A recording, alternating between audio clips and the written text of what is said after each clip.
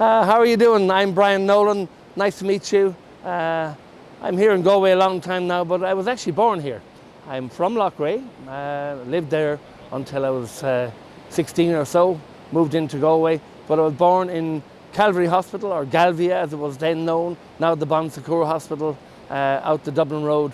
Nobody calls it the Dublin Road anymore. We've got a motorway now. But there you are, everything changes. My mum had a lovely ladies and children's clothing store in Loughrea, on Main Street, Loughrea. We used to say, the further you go, the meaner you get. But Mum was brilliant. She was an icon, really, a businesswoman in the 1950s and 1960s, owned her own drapery store, was the fashionista of the city, of the town. My dad was a teacher. He did his master's degree in archaeology here in 1938 in the university, Ulster na Galway at the time. But there was no job for archaeologists then, so he got a job as a primary school teacher, a headmaster in Dunirey, which is between Loughrea and Woodford, a lovely pastoral area, and Dad taught there for, 43 years or so. He was on that scheme where you could work until you were 70, and he did as a teacher, as a headmaster there in a three-room school. There was a church and a school on a crossroads, and that was it for the village of Dunirey. 100 kids in the school, and if they were short on the census, Dad would pick up a bunch of kids from Loughrea and bring them out to school to make sure the Kiggera knew that he had enough students in the school to keep the three teachers. Yeah, it was a fun place to grow up, Loughrea. Very much a dormer town nowadays for Galway City. People commute in to work here, but back then it was a rural, provincial market town. Hinterland was all farmers. Tina mines arrived into Loughrea in the early 1960s, and it became the Klondike. Lots of people coming from all over Canada and Australia and New Zealand to work in the mines just outside Loughrea in the village of Tina, and that changed the whole dynamic. We got a few factories in then. Michael Burke from Chanel opened up Chanel Medical and Cracker Jack, and we had a couple of other factories in the city, in the town. So Loughrea today is 5,000 people. Back when I was there, it was 3,000 people, a quiet little backwater, lovely lake. I spent every day I could on the water. My dad had a rowing boat, a fishing boat. I had a kayak and a small little windsurfer, and I spent most of my day out in the water if I could. It was wonderful. We learned to swim. Jimmy Cranny from Galway City, the famous guy after whom the Leisureland Pool is named, he came out to Loughrea every summer to teach us Loughrea kids how to swim in the lake, fishing, kayaking, canoeing. It was an idyllic childhood. 7 of us in the family, my 4 sisters and 2 brothers. I was number 5, and interesting dynamic in the family. Some of them became teachers. One became a doctor, my brother Paul. My brother Dermot became an engineer, and a ship's engineer with Irish Shipping. And one day, Irish Shipping was closed down because they repossessed the ships in the 1970s, and Dermot ended up living in South Africa. I love school. My dad was a teacher, obviously, a headmaster, so he taught 5th and 6th class. That was tough going, having your dad as the teacher. But generally, that little primary school, Dunirey, was gorgeous. Nurturing, it was a different time. There was things like corporal punishment in those days and whatever. So, but that was the way it was. You didn't question it. And then I went into the De La Salle Secondary School in Loughrea, the De La Salle brothers. Brother Baptist was the headmaster. There was only about 3 brothers left at that stage. They're gone now. But he ran a boys' secondary school in Loughrea. At the time, the convent hadn't yet amalgamated with the boys' secondary school. But back then, it was there was about 45 people in our first year class. And by the time we got to Leaving Cert, that had winnowed down to about 32 or 3 or so. Ironically, it was the time of the year, my Leaving Cert was 1973. We just had our 50th anniversary of our Leaving Cert class. And a lot of the boys in my class went on to university because university had just become available or accessible to ordinary people. And the university behind me, behind the church behind me, that made a huge difference to quite a lot of us. and my generation. Has there been much of a change in Galway City? Gosh, there has. Galway City, when I came here to university 1973, I really didn't know Galway City. I knew the dog track because my dad had greyhounds. I knew Glynn's toy shop because that's where we went to get our Christmas toys and see Santa Claus. And I knew Woolworths on Eyre Square. They're all gone now. The dog track is there, and I'm a season ticket holder for Connacht Rugby. It's great to have such a professional team playing there, bringing in teams from all over Europe. It's incredible actually that we have that in the city. If it was just the dog track, I think it would be long gone at this stage. The other end of the city, down as far as the museum nowadays, where I spend a lot of time on my walking tours of Galway walks. That was no-go land when I was in college here. I never went below T-Noctons. T-Noctons spelt the end of Galway City as far as I knew it, because down there it was empty, derelict houses. In 1973, I'm not kidding you, it was like a wasteland.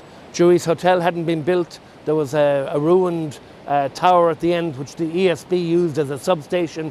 Not a pretty place. And then we celebrated 1984, we celebrated the quincentennial. Up this way is the quincentennial bridge, the 500th anniversary of our city charter, 1984, Richard III, King of England, the guy they dug up in Leicester City. He was a hunchback. Anyway, long story, that's my walking tour kicking in, sorry about that.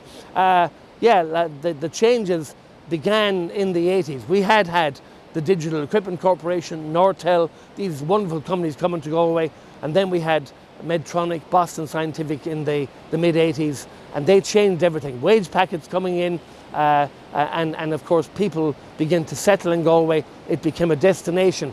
Instead of being a location to leave, we went on the train. When they opened the train here in 1850, it was to bring trade to the city. Instead, it made it easier for us to emigrate. By 1975, things had changed. JFK came here in 1963, gave us our identity, and by 1985, with Medtronic and Boston Scientific, gave us a grounding, backed up by, of course, the university, it's a powerhouse now. 21,000 students there. Atlantic Technology University, another 8,000 students. It's quite amazing the changes that I've seen in my lifetime. I went to America for 21 years in the middle of all that. I worked for the Irish Tourist Board here in Galway. Before that, I was in Donegal, Leitrim, Sligo, the Lakelands area, nowadays Ireland's hidden heartlands. I worked in tourism from really the very early times. My degree in Galway University was the Bachelor of Commerce, and that really sets you up for whatever you want to do in the future. So I got an opportunity to go to America to open up their new office, set up their information systems in 1984. They were moving from 590 Fifth Avenue on the ground floor right opposite St. Patrick's Cathedral on Fifth Avenue to a 17th or 19th floor office on 757 3rd Avenue. And I got that chance to be there as part of that opening of the new office. We were handling 1 million inquiries a year for Ireland. It was the most exciting thing I've ever done. It was incredible work and positive. I mean, there was a gain from it. Tourism will begin to boom, and I was part of it. Hey, it was a drug. It was fantastic. Well, I think you can tell my passion is people. I love stories. My hobbies, I write short stories. You'll find most of my stories on Walking Tours of Galway on Facebook, or Galway Memories, that page on Facebook. I write them there. But I love listening to people. I love hearing the background stories. I'm not all about the deed of the act of this year, or such and such a law, or such and such a war. My stories in Galway are all about the people, how we got to where we are, the characters, the culture, the fun, the quirky stuff that makes Galway interesting. I love the water, I love the sea. I swim in Black Rock as often as I can. I swim in the river. I get out in the water. I go to the Aran Islands. I climb hills in Connemara in the winter. Go to the Burren. Oh my God, and beaches, the West. Hey. Can you remember the last time, Brian, you were truly happy?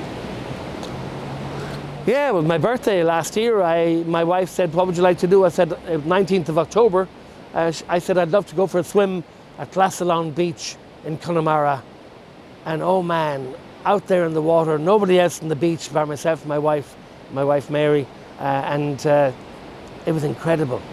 The azure blue, turquoise blue sea, the golden beach there, and the mountain, Wheelry Mountain in the background. Yeah, happy in the water.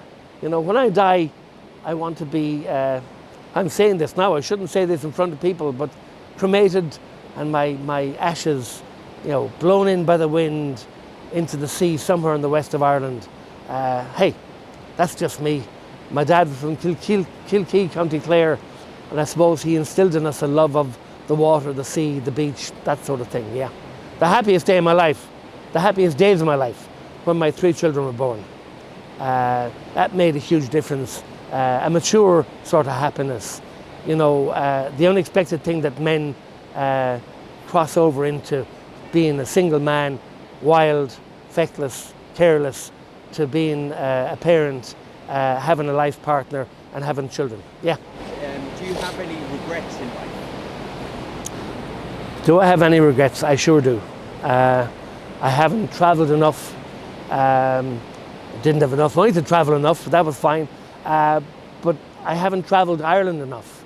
There's so many corners of Ireland. I tell people every day, go to Connemara. I could spend 2 weeks in Connemara and never be bored. Something different every day. So the only regret I have is having spare time to do the things I love. Go climb a hill, explore a castle or a church ruin somewhere on the shore of Lough Corrib. Yeah, those are the regrets I suppose I have. The other regret, hey, yeah, I regret I didn't become a millionaire several times. Could happen yet. Absolutely, fingers crossed. And just lastly then, Brian, is if you could give one piece of advice to younger Brian, smaller Brian, what would that be? Oh, spend more time with your family, your friends, with caring people. There's so much negativity around the world, and so much negativity in Ireland. You know, we're a tiny little nation. If something goes wrong in Dublin, we know about it here in Galway and whatever. So we all tend to be quickly into the negative.